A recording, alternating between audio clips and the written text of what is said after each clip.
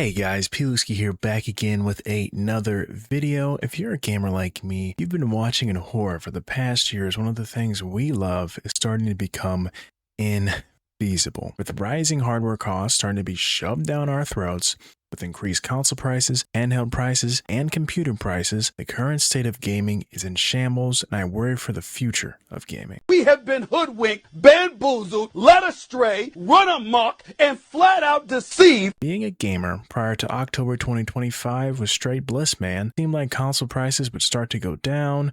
Building a beast of a PC that could last you for years was only maybe around $1,250 to $1,500, and handhelds were a good option for gamers who either wanted to take their games on the go or wanted to get into PC gaming outside of building one. But now, due to the big tech giants going full throttle on AI, this beautiful dream has turned into a horrible nightmare for the future of gaming. I'm starting to think about the next generation of consoles and how Sony and Microsoft have lost their freaking minds if they think we're going to pay $1,000 for a console that we have to pay monthly subscriptions on. A $1,000 console to me is insanity.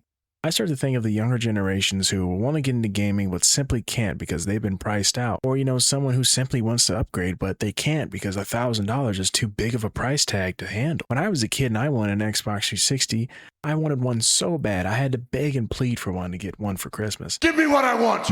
You know what I want.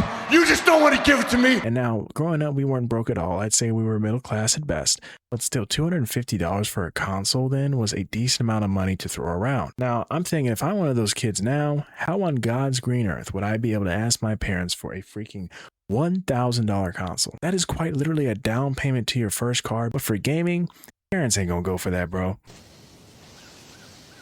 What the did you say? Let's be honest, unless they're, they got it like that. So, what will they do then? Will they ask for a PS5 or Xbox Series X, which is right now, recording this video, PS5 is $650. The PS5 digital is $600. The PS5 Pro is like $900. And then the Xbox Series X, I think in August, is going to $800, and the Series S will be $500. You're smoking crack. Stop. And bro, let me just stop the video real quick and talk about let me express my utter disgust and visceral disgust at the Series S being $500. You're ugly. You're disgusting. I'm going to kill you. Give me $200. That console ain't worth a that console is the run of the litter of everything I just mentioned here. And I think it's been holding back this current generation, to be honest, except, obviously PlayStation games, because, they can do that on their own hardware. But why? I get why they made it, but still, now they have it being a $500 console. Just stop making it. It was made to, be a entry point into the next generation consoles, and you're pricing it $500. Just discontinue the damn thing. And it's also crazy because Microsoft is one of the tech giants pushing hard for AI, which is leading to these higher costs. Trust me, at work, I got to use Copilot all the time, and that AI model is trash. It's garbage. I don't even know what AI model they're using, but half the stuff it tells me is wrong. Crash model, use Gemini or Claude. With all those price increases, the market for gaming hardware has started to look downright awful. I remember when PS5, the Xbox Series X and S, they both came out in 2020. First of all, they were very hard to get. I don't think the Xbox was that hard to get because people really didn't care to get any. But the PS5 was extremely hard to get. I started trying to get one when it released in September. I couldn't get one until Thanksgiving break of November. And that's because I was just scouring on Twitter, waiting for a notification for someone to drop.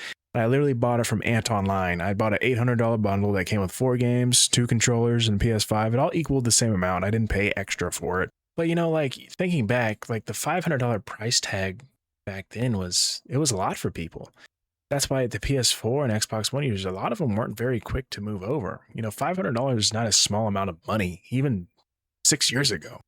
Anyone that has been a console player knows that for the first couple of years, the prices will remain pretty locked. They might throw in a game for $50 extra instead of $70 or something like that. And then, after that, during the holiday seasons or in Black Friday, the prices will start to drop and actually be a little bit more feasible for people trying to buy the thing. But, fast forward to now, we see quite the opposite. Due to huge tech companies going in on AI heavily, this has trickled down to us.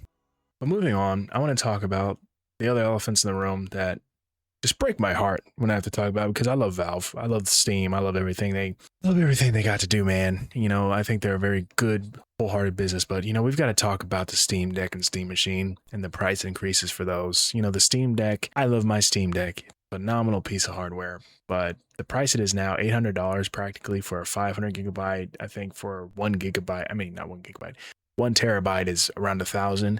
I think it's priced out that range. You can get other handhelds that probably perform a little bit better for a little bit cheaper. I don't know the exact ones. I think one of the Xbox ROG Ally X's are a little bit cheaper. I think you get it for like $600, but still it doesn't come with SteamOS. So SteamOS is huge. But you know, like I said, I'm a fanboy of Valve through and through. And you know, when I get selected for that Steam controller, Lord knows I will be buying that. Everything they put out, people just try to scalp it, and it's insane. We got to talk about the Steam Machine. What a disappointing revelation that was, to find out that that was that expensive, you know, and I just can't get behind it. I was originally going to maybe get one day. I don't think the price will go down.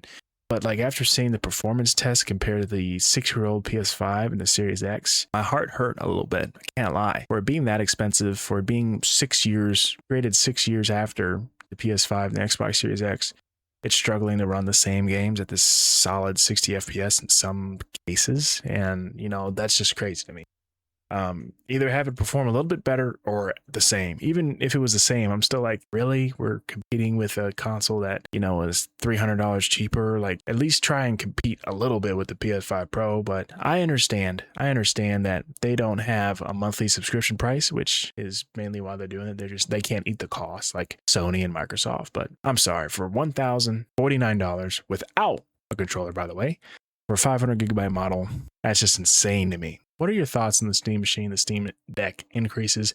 I think it's just an unfortunate circumstance for a great company. And also leave your thoughts below on the price hikes for PS6 and the Xbox that are coming out.